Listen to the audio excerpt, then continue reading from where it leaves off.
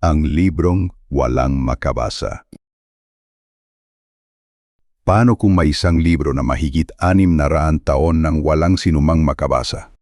Ito ang Voynich Manuscript, isang misteryosong aklat na isinulat noong 1400s. Puno ito ng kakaibang mga letra at simbolo na hindi pa rin naiintindihan hanggang ngayon. May mga larawan ito ng mga halamang hindi kilala, kakaibang bituin, at mga ilustrasyong tila may lihim na kahulugan. Sinubukan na itong basahin ng mga eksperto, cryptographer, at codebreaker sa loob ng maraming dekada.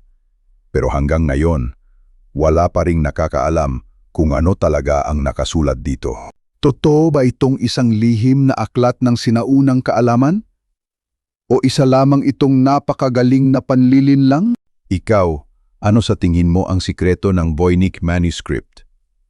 I-comment ang hula mo at follow para sa mas marami pang history mysteries.